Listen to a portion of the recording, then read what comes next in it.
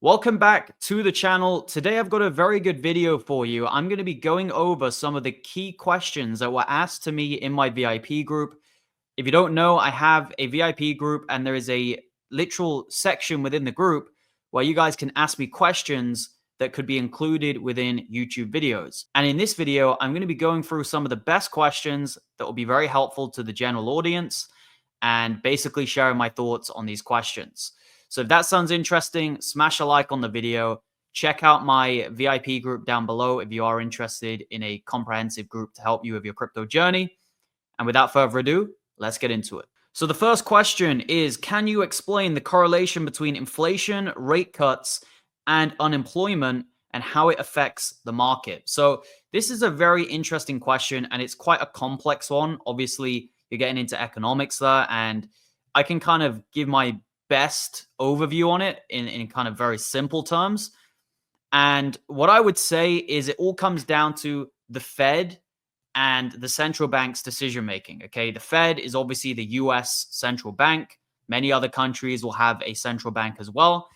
And essentially, their job is to try and balance two very key things. Okay. They call it the dual mandate, which means they need to balance price stability, which is inflation, and they need to balance employment. So the ideal scenario for the Fed would be gradual inflation that's manageable plus high employment. That is what they want.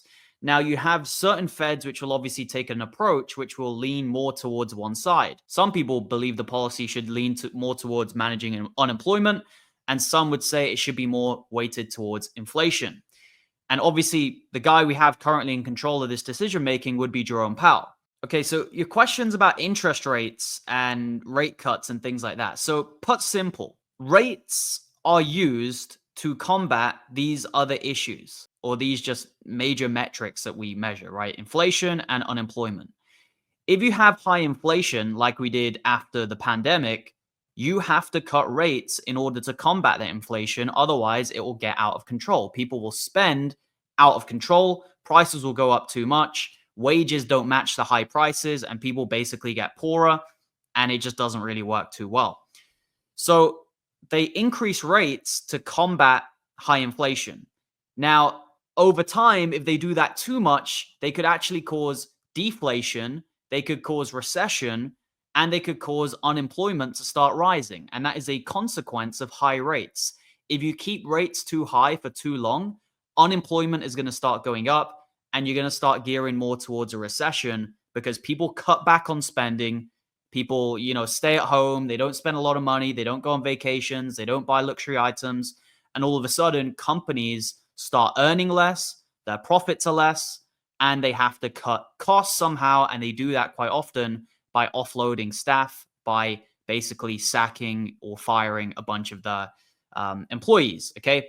So without getting into a massive economics class here, put simple, we want a scenario with low rates and manageable inflation. And if you have that, that is a perfect recipe for crypto to do well.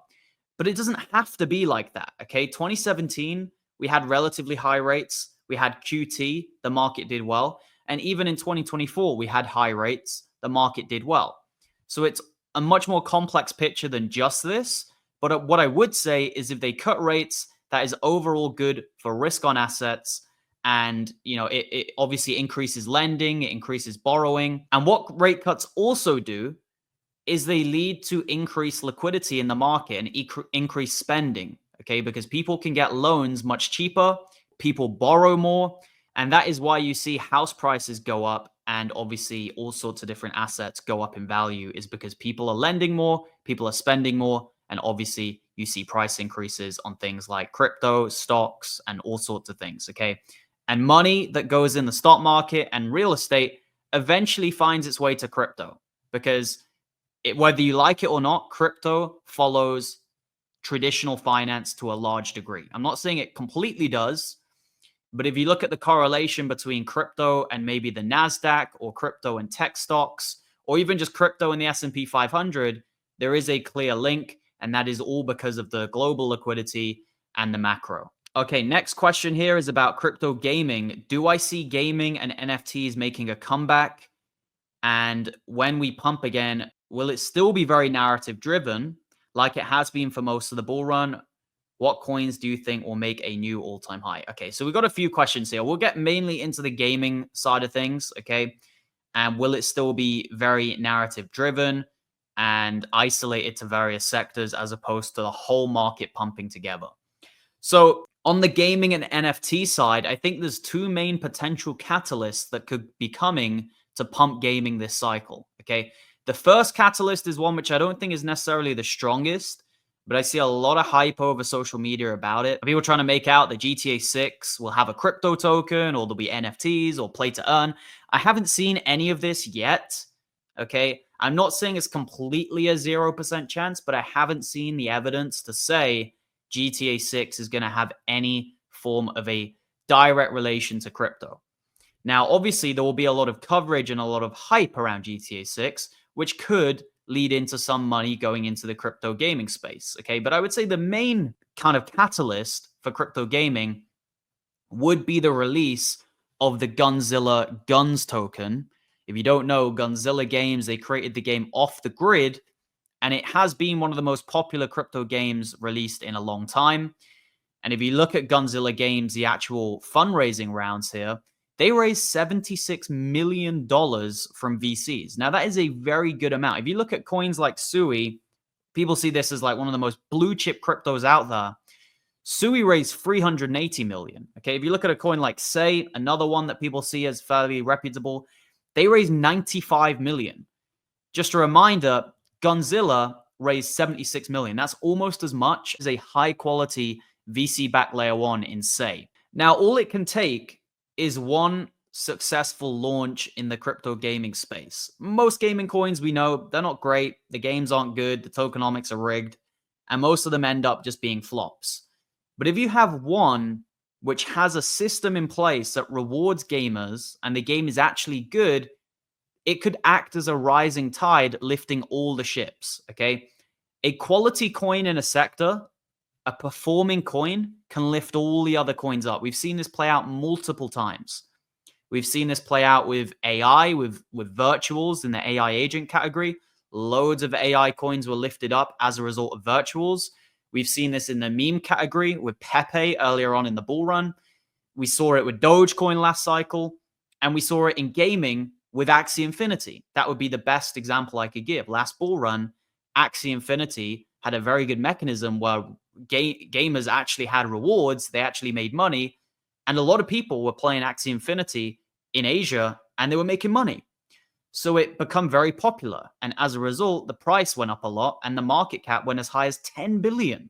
10 billion for a gaming coin. So if Gunzilla even does half of that or even a quarter of that, I think that is going to be very positive for a lot of the gaming space. But one thing I would say with gaming is for gaming to really, really flourish, I think memes need to kind of take a back seat because a lot of the same people who would have invested in gaming coins in the past, they've been investing in memes this cycle. The same degens that were buying low cap gaming coins a couple years ago, they flipped over to the Solana casino and they were flipping meme coins. So we kind of need memes to take a back seat for gaming to truly do well.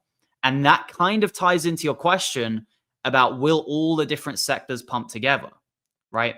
What's interesting is a lot of these sectors kind of have inverse relationships with each other. When AI does really well, memes are staying quite quiet, right? When memes are doing well, AI is a little bit quiet. And that's because of the attention of retail being focused on these different narratives. And the more that we get into the future, the more that retail basically have a very short attention span. They just do, right? Last cycle, people had a little bit of a short attention span. Now it's even crazier. Now people literally they like a sector for a week and then they're off that sector the next week. And that is just how the whole crypto space is moving.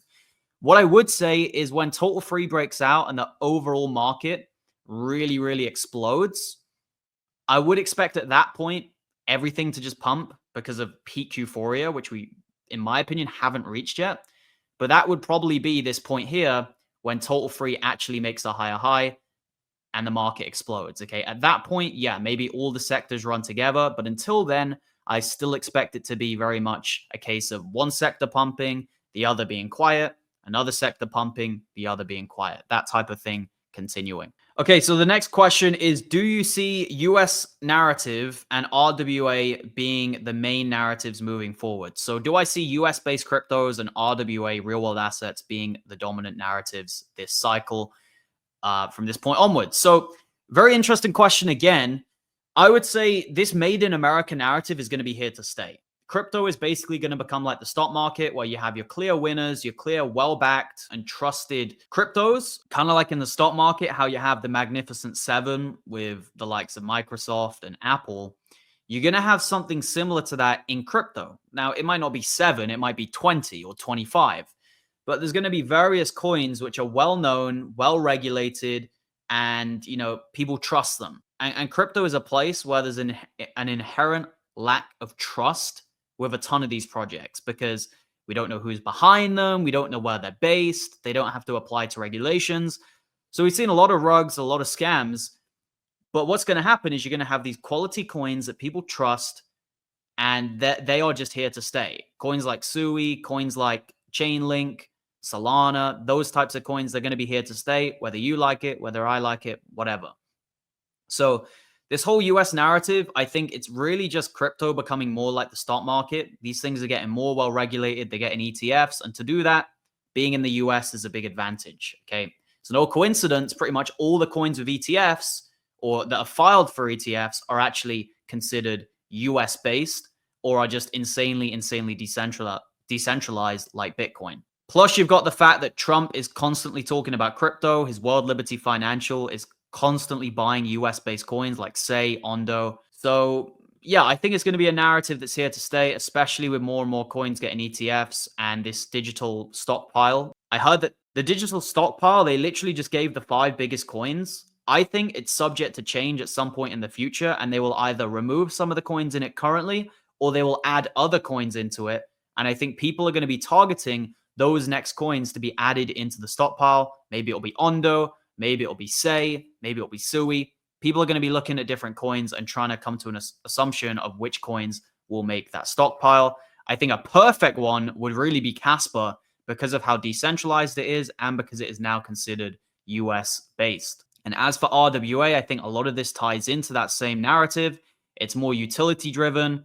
Memes have taken all the attention this bull run. And I don't know if I can speak for you guys, but I'm pretty sick of memes right now. I made good money on them, but I just feel like it's not necessarily great for the crypto space. And it would be good if we could see some actual utility focused narratives run. And although I do say like 99% of crypto is a scam and loads of the coins are terrible, there are a few genuine projects out there that are trying to do good and have actual good tech, such as Sui, such as Casper. And those coins do deserve a run. And all the attention and all the focus being on memes, it just really takes away from some of the innovation going on in the space. And RWA is one of the best narratives in terms of institutional usage. It's probably going to be the thing that pumps Ethereum this cycle, if anything can pump Ethereum. And my personal favorite pick in the narrative would be Ondo. I'm bullish on RWA. Just the only real coin I would say is worthy of putting a lot in would be Ondo, maybe Mantra, but that one's already gone up a lot. And the final question is, do you think Trump will announce no tax on USA cryptos before the midterms in 2026, which could lead to a good rally in 2026? So I kind of maintain the belief that it doesn't really matter what is announced. Crypto will have its cycle. The money supply will have its cycle. Real estate, stocks, everything else, they're all in a major cycle. And if you follow the 18.6-year cycle, that would say that it ends pretty much this year and we enter a bear market in 2026. Now, could it be slightly extended potentially if something really out of the ordinary happened? Possibly. Do I expect that to happen? No, because for me, there is nothing more important than the 18.6-year cycle. Let me just pull this up so you guys can see what I'm on about. So we have this major cycle which goes on where we are currently in the winner's curse phase, which is basically the end of the cycle. This is the exact point just before 2008, and then we saw 2008. If you add 18.6 years onto 2008 and where the crash happened, that would be taking us to the 2026 crash, which I personally expect will happen. So to make the argument that the macro will be bad, but crypto will be exploding, I think is fairly weak, purely based on tax. And this whole thing of a tax cut on crypto, I haven't seen any direct evidence that that will happen. I've heard speculation. And if you go and look at Polymarket, it does give it an 8% chance before June. Maybe it will happen after June, which is what you're saying, before the midterms. The midterms would be in 2026 in November. But I don't know, man. It's just a bit far-fetched to try and make out that we're going to have a massively right-translated cycle. It's going to be extended into 2026 based on something we have very little evidence on it actually coming into fruition. So I wouldn't bet on it. Maybe it happens. There's a very small chance. But I think this 18.6-year cycle will play out as expected. We'll see a top in 2025, followed by a very brutal bear market in 2026. And that won't just be for crypto. That will be for all forms of assets. We're going to have a very good opportunity in 2026, maybe even extending into 2027 to be buying a lot of discounts on all sorts of different investment opportunities. So I've answered a few of the questions. I am actually going to be releasing a VIP extended version of this video where I answer pretty much all of these questions. There's maybe 7 or 8, maybe even 9 other questions of this similar sort, which are very valuable. And I think you guys would get really good insights from myself in that video. So if you are a VIP, look forward to that video coming out. If you're not a VIP, I highly recommend you hit the link in the description, use the current discount code of SAVE20. That's SAVE20 at checkout, and you're going to save yourself some nice money on the membership. And yeah, you're getting my buy alerts, you're getting my sell alerts. We called SUI below $1. My average on SUI is literally $1, and it's still up now, even despite the massive market correction. I bought Casper at 3 cents. My average on Casper is 4 cents. And we just got a ton of great value in the group. Daily voice chats and regular live streams, as well as basically, 24/7 active chats where people are sharing alpha all the time. People talking about the markets. What are you holding? What are you selling? All that good stuff. So if you are interested, check it out. This is the place to be in crypto. Thank you so much for watching, and I look forward to seeing you guys in my next video. Goodbye.